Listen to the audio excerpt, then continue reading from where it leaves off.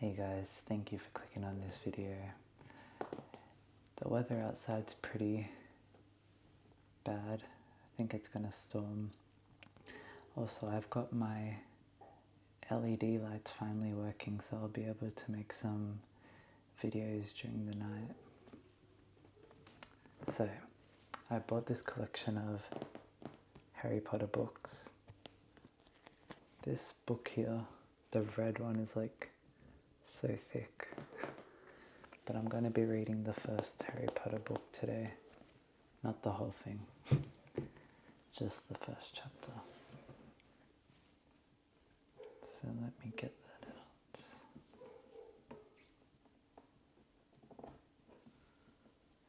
How do you get the book out without wrecking the case?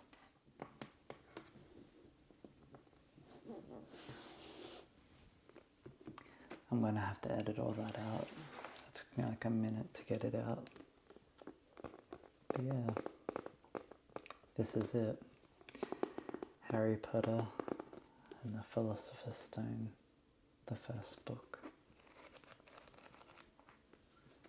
I recently rewatched all the movies, I think a few months ago. That was my first time watching them in like over 10 years. And I really enjoyed them, so I wanted to get the books. I'm just going to be reading the first chapter today.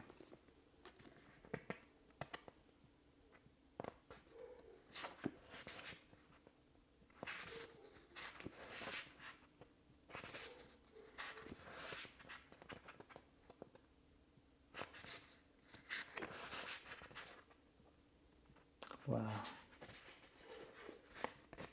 There's like a map of Hogwarts.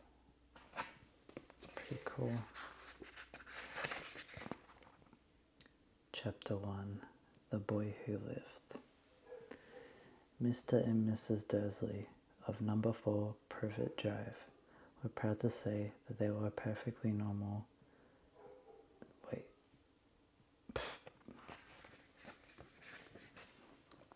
I've already messed that up.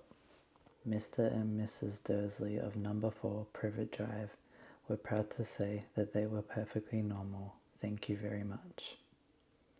They were the last people you'd expect to be involved in anything strange or mysterious, because they just didn't hold with such nonsense. Mr. Dursley was the director of a firm called Grunnings, which made drills. He was a big, beefy man with hardly any neck, although he did have a very large moustache. Mrs. Dursley was thin and blonde and had nearly twice the usual amount of neck, which came in very useful as she spent so much of her time craning over garden fences spying on the neighbours. The Dursleys had a small son called Dudley, and in their opinion there was no finer boy anywhere. The Dursleys had everything they wanted, but they also had a secret, and their greatest fear was that somebody would discover it. They didn't think that they could bear it if anyone found out about the Potters. Mrs. Potter was Mrs. Dursley's sister, but they hadn't met for several years. In fact, Mrs. Dursley pretended that she didn't have a sister, because her sister and her good-for-nothing husband were as un-Durley-ish as it was possible to be. The Dursleys shuddered to think what the neighbours would say if the Potters arrived in the street. The Dursleys knew that the Potters had a small son too, but they had never seen him. This boy was another good reason for keeping the Potters away. They didn't want Dudley mixing with a child like that. When Mr. and Mrs. Dursley woke up on the dull grey Tuesday, our story starts. There was nothing about the cloudy sky outside to suggest that strange and mysterious things would soon be happening all over the country. Mr. Dursley hummed as he picked out his morning boring tie for work, and Mrs. Dursley gossiped away happily as she wrestled a screaming Dudley into his high chair. None of them noticed a large tawny owl flutter past the window. At 8:30, Mrs. Dursley picked up his briefcase, packed Mrs. Dursley on the cheek, and tried to kiss Dudley goodbye but missed, because Dudley was now having a tantrum and throwing his cereal at the walls. "Little tyke," chortled Mr. Dursley as he left the house. He got into his car and backed out of number 4's drive. It was on that corner of the street that he noticed the first sign of something peculiar: a cat reading a map. For a second, Mr. Dursley didn't realize what he had seen. Then he jerked his head around to look again. I need a drink.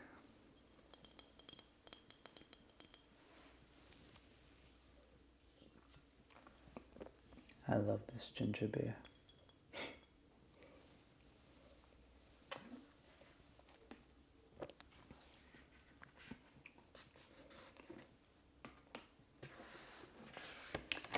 This is giving me flashbacks of when I had to read in school. Did anyone else have to do that where the class would have to read out loud?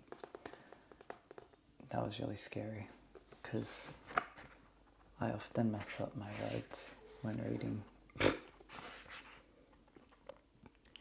There was a tabby cat standing on the corner of Privet Drive, but there wasn't a map in sight.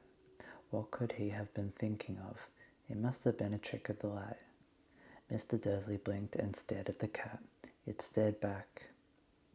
As Mr. Dursley drove out around the corner and up the road, he watched the cat in his mirror. It was now reading the sign that said Privet Drive. No, looking at the sign, cats couldn't read maps or signs. Mr. Dursley gave himself a little shake and put the cat out of his mind. As he drove towards the town, he thought of nothing except a large order of drills he was hoping to get that day. But on the edge of town, drills were driven out of his mind by something else. As he sat in the usual morning traffic jam, he couldn't help noticing that there seemed to be a lot of strangely dressed people about. People in cloaks. Mr. Dursley couldn't bear people who dressed in funny clothes. The get-ups you saw on young people. He supposed this was some stupid new fashion. He drummed his fingers on the steering wheel and his eyes fell on a huddle of these weirdos standing quite close by. They were whispering excitedly together. Mr. Dursley was enraged to see that a couple of them weren't young at all. Why? That man had to be older than he was and wearing an emerald green cloak. The nerve of him. But then it struck Mr. Dursley that this was possibly some silly stunt. These people were obviously collecting for something. Yes, that would be it. The traffic moved on, and a few minutes later, Mr. Dursley arrived in Groening's car park, his mind back on drills. Mr. Dursley always sat with his back to the window in his office on the ninth floor.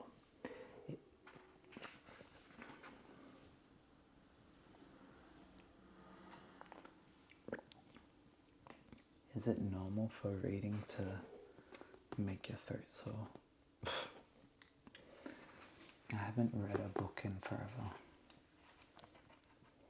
If he hadn't, he might have found it harder to concentrate on drills that morning.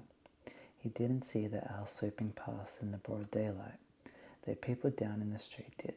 They pointed and gazed open-mouthed as owl after owl sped overhead. Most of them had never seen an owl even at night time. Mr. Dursley, however, had a perfectly normal owl-free morning. He yelled at 5 different people. He made several important telephone calls and shouted a bit more. He was in a very good mood until lunchtime, when he thought he'd stretch his legs and walk across the road to buy himself a bun from the baker's opposite. He'd forgotten all about the people in cloaks until he passed a group of them next to the baker's. He eyed them angrily as he passed. He didn't know why, but they made him uneasy. This lot were whispering excitedly too, and he couldn't see a single collecting tin. It was on his way back them. Oh my god, I keep messing this up. It was on his way back past them, clutching a large donut in a bag, that he caught a few words of what they were saying. The Potters, that's right, that's what I heard. Yes, their son, Harry.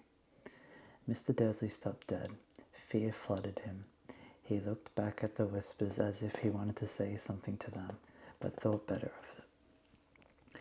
He dashed back across the road, hurried up to his office, snapped at his secretary not to disturb him, seized his telephone, and had almost finished dialing his home number when he changed his mind. He put the receiver back down and stroked his moustache, thinking no, he was being stupid. Potter wasn't such an unusual name. He was sure there were lots of people called Potter who called their son Harry. Come to think of it, he wasn't even sure his nephew was called Harry. He'd never even seen the boy. It might have been Harvey or Harold. There was no point in worrying Mrs. Dursley. She always got so upset at any mention of her sister. He didn't blame her, if he had a sister like that. But all the same, those people in cloaks. He found it a lot harder to concentrate on Jules that afternoon, and when he left the building at 5 o'clock, he was still so worried that he would walk straight into someone just outside the door. Sorry, he grunted, as the tiny old man stumbled and almost fell. It was a few seconds before Mr. Dursley realized that the man was still wearing a violet cloak. He didn't seem at all upset at being almost knocked to the ground. On the contrary, his face split into a wild smile, and he said in a squeaky voice that made passers-by stare, "Don't be sorry, my dear sir, for nothing could upset me today. Rejoice, for you know who has gone at last. Even muggles like yourself should be celebrating this happy, happy day." And the old man hugged Mr. Dursley around the middle and walked off. Mr. Dursley stood, rooted on the spot. He had been hugged by a complete stranger. He also thought he had been called a muggle, whatever that was. He was rattled. He hurried to his car and set off home, hoping he was imagining things, which he had never hoped before, but he didn't approve of imagination.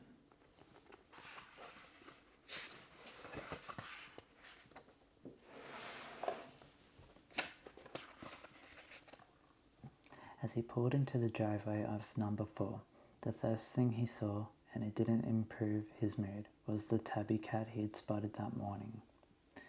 It was now sitting on his garden wall. He was sure it was the same one. It had the same markings around its eyes. "Shoo," said Mr. Dursley loudly. The cat didn't move. It just gave him a stern look. Was this normal cat behavior? Mr. Dursley wondered. Trying to pull himself together, he let himself into the house. He was still determined not to mention anything to his wife. Mrs. Dursley had a nice, normal day. She told him over dinner all about Mrs. Next Door's problems with her daughter and how Dudley had learnt a new word, shan't. Mr. Dursley tried to act normally. When Dudley had been put to bed, he went into the living room in time to catch the last report on the evening news. And finally, bird watchers everywhere have reported that the nation's owls have been behaving very unusually today. Although owls normally hunt at night and are hardly ever seen in daylight, there have been hundreds of sightings of these birds flying in every direction since sunrise. Experts are unable to explain why owls have suddenly changed their sleeping pattern. The newsreader allowed himself a grin. Most mysterious, and now over to Jim McGuffin with the weather. Going to be any more showers of owls tonight, Jim? Well, tell it, Ted, said the weatherman. I don't know about that, but it's only the owls that have been acting oddly today.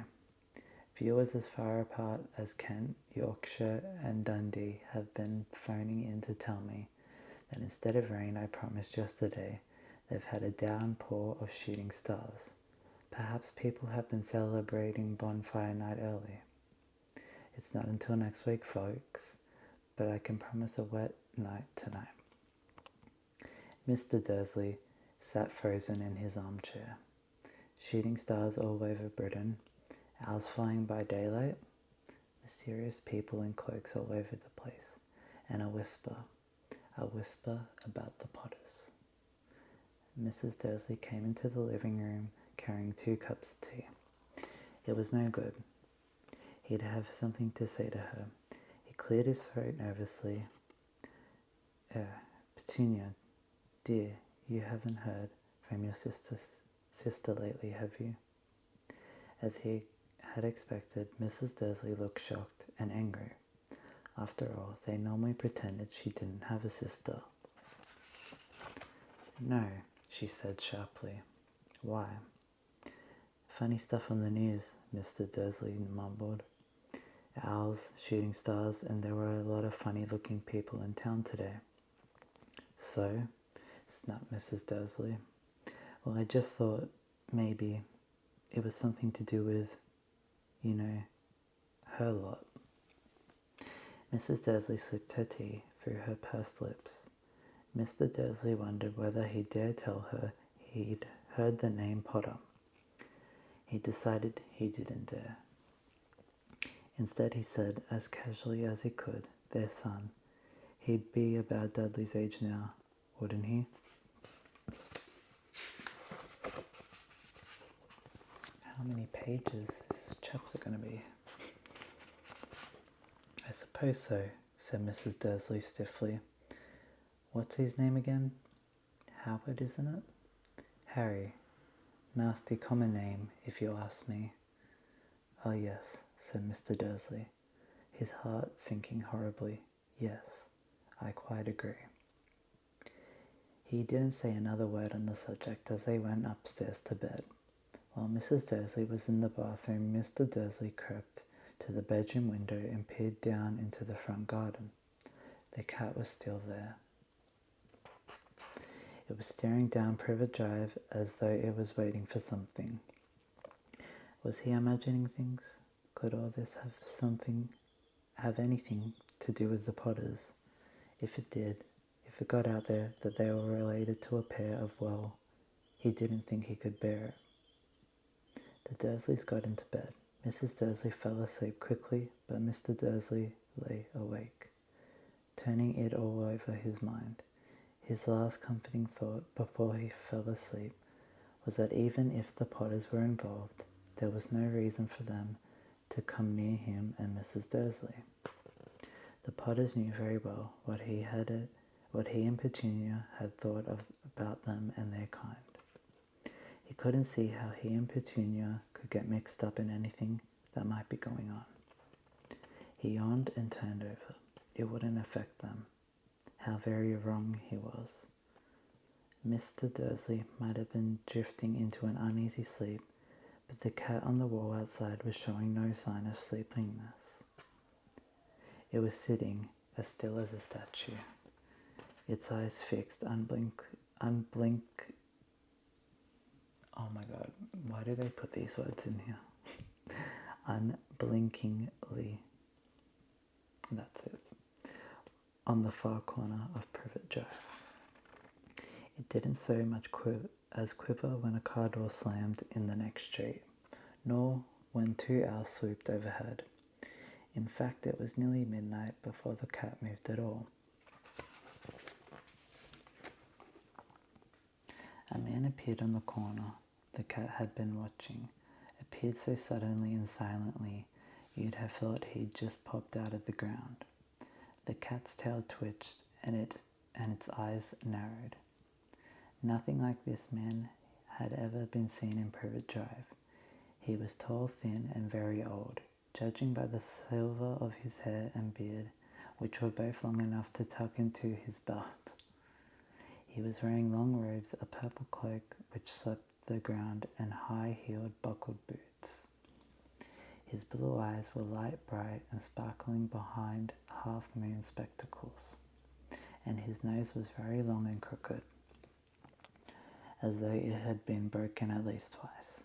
This man's name was Albus Dumbledore.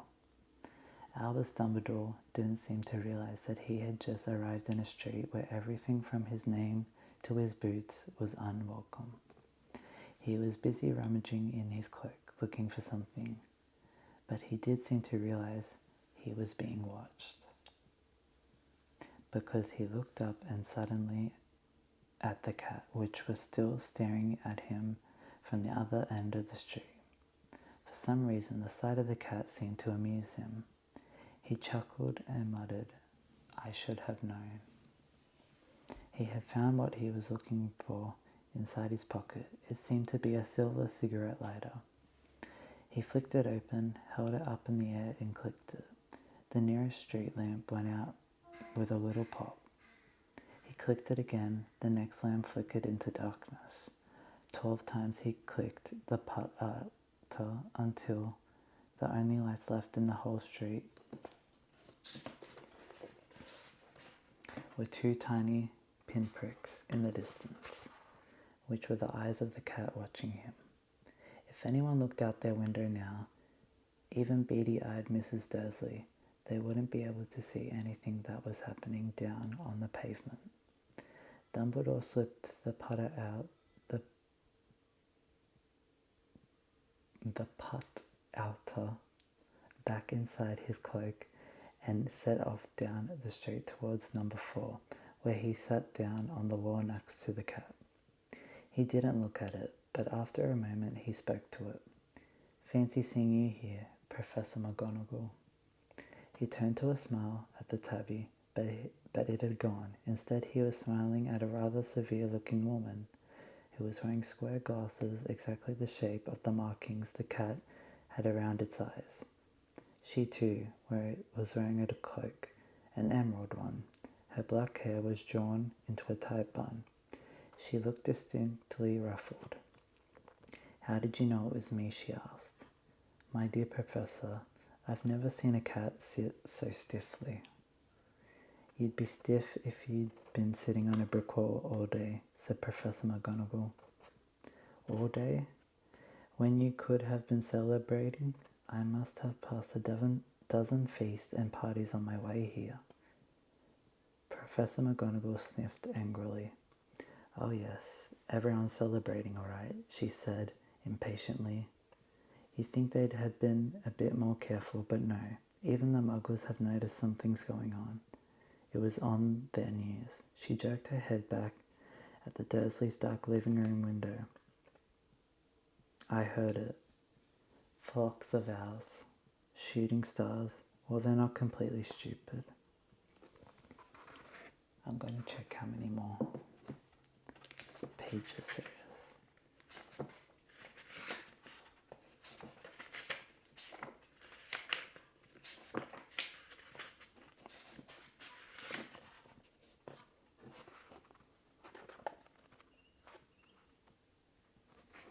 I'm almost finished the first chapter, but I've already been recording for 24 minutes. If you guys enjoyed this, which I hope you have, even though I've stuttered and messed up a few of the sentences, but yeah, comment if you enjoyed this. I may continue reading the video. See, this is what reading does to me. I may continue reading the book in more videos if you guys would like to see that, so leave a comment and yeah, let me know what your favourite Harry Potter book is. Thanks for watching.